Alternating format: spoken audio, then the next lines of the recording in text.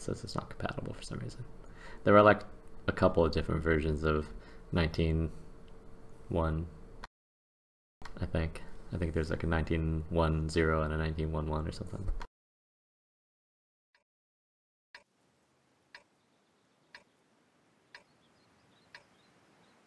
Alrighty, but it looks like it worked. That's good news. Top tier, not really much armor on either team to speak of. I mean, it's still usually best to play up through here to start, especially with a clip tank like this, where you can get early damage into this area right here, or early damage to this area right here, really before they can react to you. You do have a good spawn for that. Playing the field is typically not really useful in most of these games. Ensk is really a map that's dominated by inside play, so you don't generally want to take your tanks to the outside, particularly the high tier tanks. And you also need to have a little bit better of a plan so that you don't like end up turning around, driving back and forth, and doing stuff. The only time that you will go even remotely close to this outside is if you play through this mid, which I don't know necessarily that you'd want to do in this tank, even though it does have good DPM. You've basically forfeited your opportunity to do early damage here, depending on how they position. You don't want to go behind the IS-3, but you see how you want to push, like you can trade with this T-29 right now if you want it. And that would be, you know, you would come out as a net positive there. So that's something that you should be considering. You are lit, which is interesting, but they're not doing a whole lot to stop you right now. Right, so you're playing this like you're afraid of this tier 7, which you really shouldn't be. If this T-54 was coming forward, then you might have something to worry about, but he's not. Although I suppose he is now. Oh, take that. You should have been looking to shoot for the track there. And then the other thing that you want to do is you want to keep an eye on what's going on back here. You see how they're sliding out to that side already? That's something for you to note.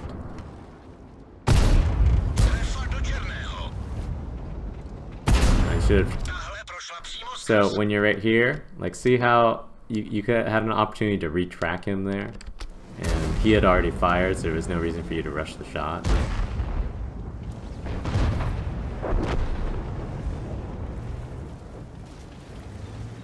You see how you've got a bunch of your team back in this area here? That's generally pretty bad. You need them to be a little bit further forward. The same with the Oni. The Oni can be doing a lot more. Your other tier 9 is out over here, which isn't super helpful either. So again, you are looking to try to trade with this T-29. You're gonna, so like he just shot at the IS-3. See how the T-54 went away? You're gonna have a window where you can kill that T-29, right? You're almost reloaded, so you should already be aiming in on that T-29. Like there's no reason for you to play as this quite as passively as you are. They are coming around this outside a little bit, but that's never anything to worry about. I'm not entirely sure why you're leaving. Like leaving this is not a very good idea. Like they are coming through this side, but you've got enough here that that's not going to be an issue. What you need to do is you need to give yourself some sort of a buffer here. So you need to be able to clear out this backside a little bit. Otherwise that backside will then come forward to crush you. You should be shooting side turret. There you go. And then again, you're still not really worried about the cap, so I wouldn't overplay that quite yet. You do need to be concerned about these guys right here, because they are starting to smoke through. Their WZ is coming through, but again, you're not really as worried about this right this instant.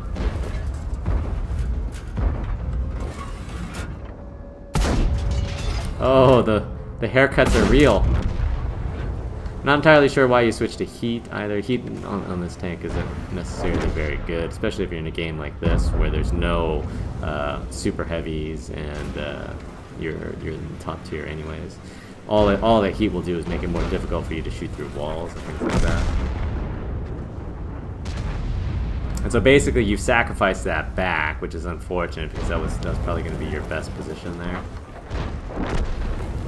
You can get some shots on these guys here, but again, that's going to be a little bit rough. That's not going to be a trade that you want. You would have rather shot at the Scorpion there than the Tiger. Yes, the Tiger is one shot, but you can back off that Scorp by making him afraid of you.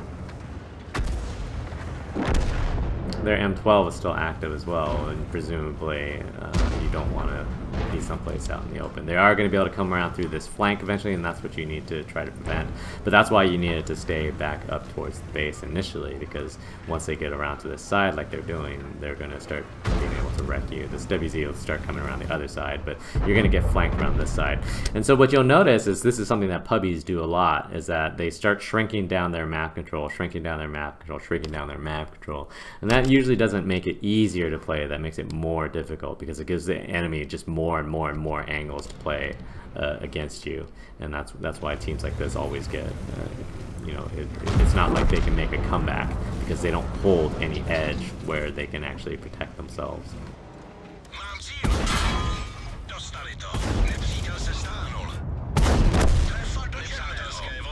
And then you're just kind of hoping that their artillery is not in the field, because you don't really have much of a choice. But again, the fact that they got out to the edges is what makes them so so much more powerful than your team.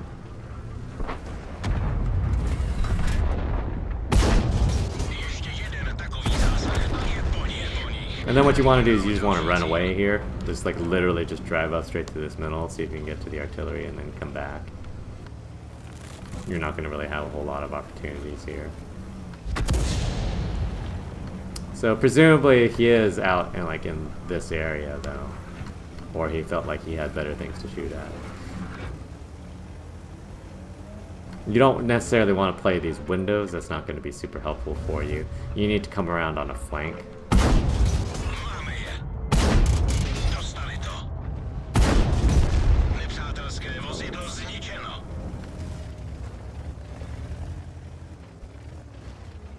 Roomba.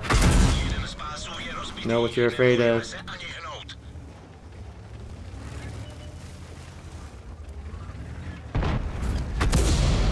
Lol.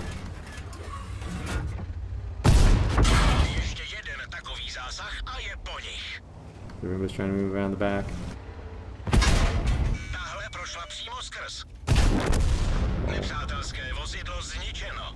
I would just push through WZ. You don't really have a whole lot of choices. No, you don't need to chase him.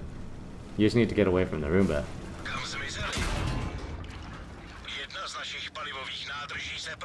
You can clip him. Clip him!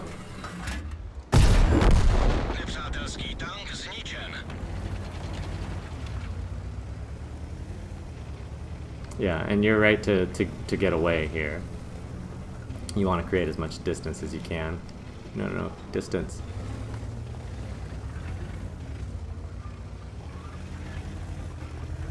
I mean, there's no reason for you to not drive away all the way. Force them to come after you. You're not gonna win this by attacking into them, because they have the advantage. You need to spread them out a little bit more than they are and catch them on an odd side. You're certainly not going to win it by knocking over every tree in the game. And so if you are going to flank, you're better off coming back around this side to flank than coming around the side that you're at, which is somewhat predictable. You could go all the way around the back and make it more difficult.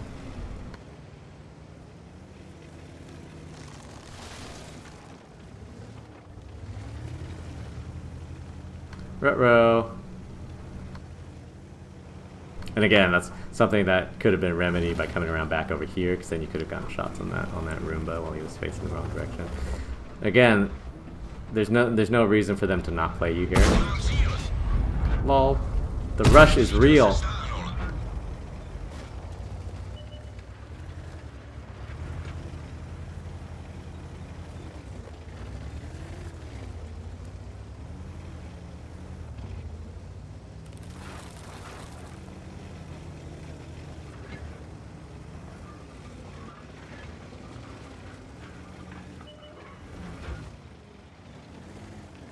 He's going to be coming around your back. You got to take a chance. Oh, did not work out. But yeah, you were just way too passive in the early game, and especially when you're up against bottom tier tanks. you cannot be afraid of bottom tier tanks, and that really hurt. And then again, you didn't really need to go back to base before. You could have dealt a lot more damage through this middle here, and that would have prevented them from collapsing in on you at the end, which is ultimately what doomed your team. And again, as I've said many times, like throughout all of these types of things, is that a lot the reasons why teams like yours lose games like this is a lack of discipline. So like in an organized game, you wouldn't have collapsed everybody like that. You would have left enough to hold this front here, or you would have literally just moved everybody out. But when you do essentially what you did, which is abandon that side, when you potentially could have been the difference there to go back to an area where you might not have been needed, or at least you weren't needed immediately, you would have been better off dealing more damage in here early. So you did get a lot of that late game damage once your team shrunk down their own map control, but again, that's never a good sign. Like if you look at just this southwest quadrant here, right? Look at the tanks that died. You know, only 2-3 of your tanks died outside of one single quadrant on the map, right? And that's sort of a pretty significant problem when you look at games like this and how they play out. And again, it's the team that's willing to sort of move around and actually be willing to attack into the enemy that always has the advantage there.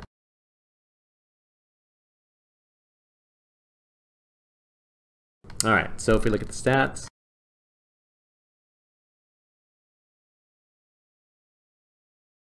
neither team did spectacularly well, but you know, what are you gonna do?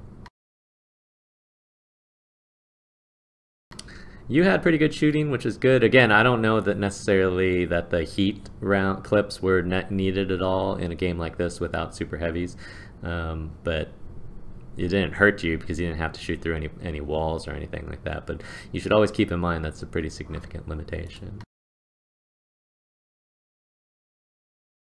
But GG, nice try.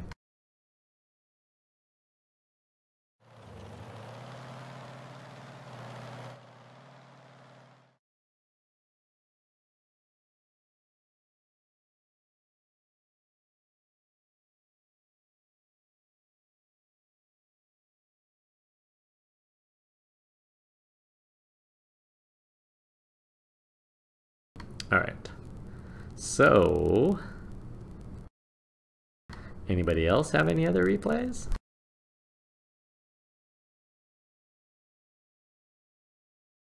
There were not a whole lot of takers.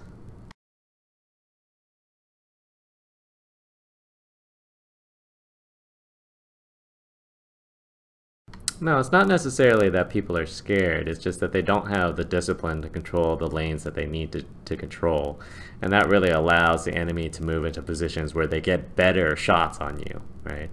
Whereas if you hold them, there are defendable lanes on every map, and if you make sure that you defend them, then it's more difficult for the enemy. But once you abandon those lanes, then all of a sudden they can just drive through it, and then exactly what happened to that team is what happens, right? Those guys come down that 3 line, those guys come down the 1 line, and then all of a sudden you're basically surrounded, and that is a huge problem in a game like this.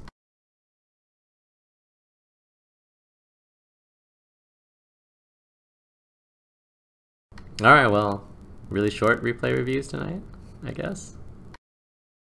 We can talk about this game real quick, since the 919 is apparently working. So we had talked about the, I think it was Zanu's T57 game on Malinovka, and I was talking about how to play the hill area and why, you know, the hill area on Malinovka is so dominant to the to controlling the game. And so at the time I didn't have the 919 client, and so I wanted to go back at some point and talk about this, because this is a game where, I mean, I consider this a pretty textbook game of how you play Malinovka, and that's basically that you make sure that you take the hill, right? And we look at these types of comps, you know, both teams have a good chance to win the hill. But again, as we said many times, it doesn't really matter what the chances are. It just matters whether you're willing to do it or not. All right, see how our bat chat moves up through this area. So I know our bat chat isn't going to the hill, which is a pretty significant loss for us, but you know, that them's the breaks. And so I still have to go to the hill. So, and Dodo's coming up around the back, but he's in a T-57 heavy, which isn't going to really be able to help me if they send their mediums up here. And then typically in games like this, these guys don't get a whole lot of intel. The bat chat did spot that 140, which is useful for me because that 140 got a late start, right? And maybe he had a bad spawn, maybe he stopped to shoot, maybe, you know, whatever. But he did not get up here in time to counter me, because he should be able to get up here at roughly the same time as me. And then you look at this position that we're in, right? Basically, I'm up here, Dodo's back here, and then everybody else is behind, right? And so that's something that's of concern, because this is an important area for reasons that will become obvious at some point. But and again, this is, you know, what we talk about a lot, is that, you know, it's not always what your team does. What your team does is important to the game, but what the enemy team does is also really important to the game, right? And they weren't willing to push, you know, like their 140 wasn't willing to push up here, their Leopard wasn't willing to push up here, their T-54 wasn't willing to push up here, the STA wasn't willing to push up here, right? And so this is like, you know, taking the hill on mines, right? You only need one person to take the hill on mines if the enemy sends 0, right? You just don't want to lose to that 0 tanks. And so, you know, just the mere fact that we're up here gives us pretty significant advantage. And then, so like, you look at how this map played out, and see how Dodo's like halfway up the hill, but look at the rest of our team. The rest of our team is still just way in the back, right? And so that's something that we need to take note of. They haven't pressured us up here, which is excellent. That's what we want. And I'm getting some support. And then eventually what will happen is once he comes up here, we can hold this hill. And then what's important is that we do not push off the hill. We go back underneath and then basically obliterate their team from down there.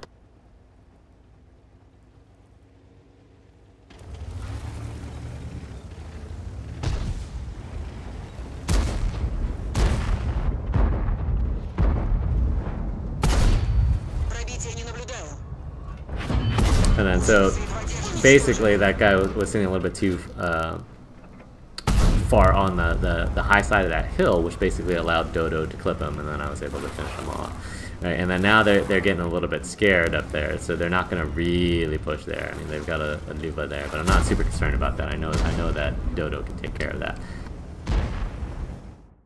And then see how now we have some other people going up here. I'm not really worried about leaving them up there. What we really need now is to be able to light these guys in this area here, which is where, see where this bat chat is at. That's the most important place to go through is through the top. It's actually more costly to drive through the water. It's much easier, it's much slower, and so it's much easier to get yourself shot. If you come over here, there's less of a window and there's less angles for people to shoot you, and so that's generally the better way to go.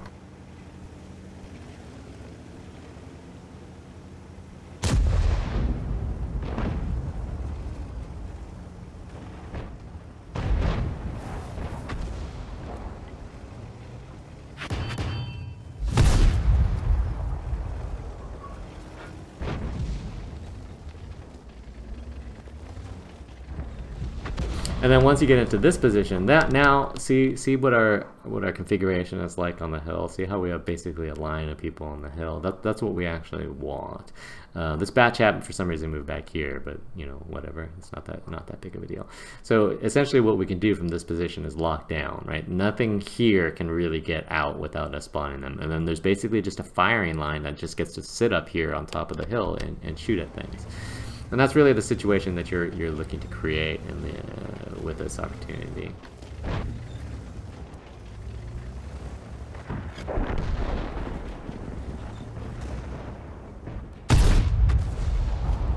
Oops.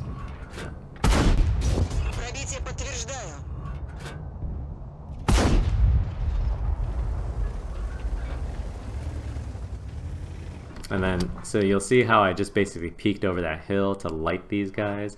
And what that does is that allows these guys up here to get shots on them. And so somebody like Dodo is not going to allow that, you know, those shots are not going to go to waste. So all I have to do is make sure that those guys stay lit there, and and he'll be able to take them out.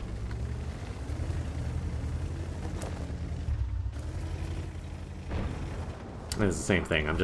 These guys will get whittled down on the back of that church area, so we're not super worried about that.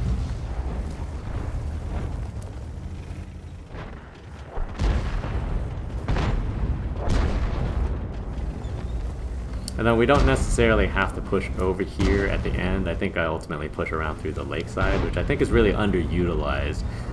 It's something where you can position yourself pretty easily.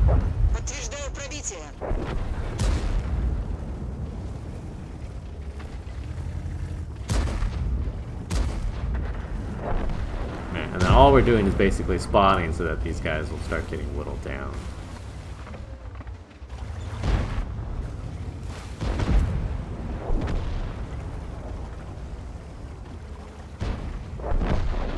And so, again, you'll notice the cluster of death here, much like in the Ensk game that we just witnessed, right? Look at where their team dies, and that's really important to understanding why they lost a game like this.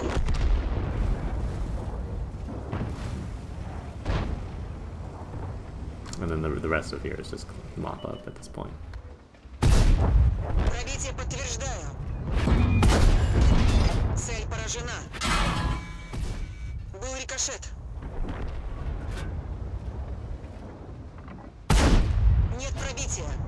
Oh man, the bounces are real. Needs stronger heat. And then when you look at what happens in a game like that, right, and it's basically a slaughter for a number of reasons, but primarily the fact that they never really left their spawning quadrant, right? Like almost every single one of their tanks died in the northwest quadrant. And when you limit yourself like that, when you allow the enemy to get to your flanks like that, it just becomes, you know, fish in a barrel, where they just end up getting, you end up getting shot. And that makes it significantly more difficult for you to deal damage if you can't, you know, if the enemy can basically shoot you from anywhere. And you look at results from games like this where Dodo does, you know, 7K from on top of the hill doing basically nothing, and I, you know, get like 6K of damage on detect by doing basically nothing. A lot of that is understanding, you know, what the enemy team is doing. And if the enemy team is basically turtling like that, you can just pick away at them pretty easily by claiming land territory that's of strategic significance that they don't really care about. And then that's how you really get results like that, where, you know, it's essentially a steamroll.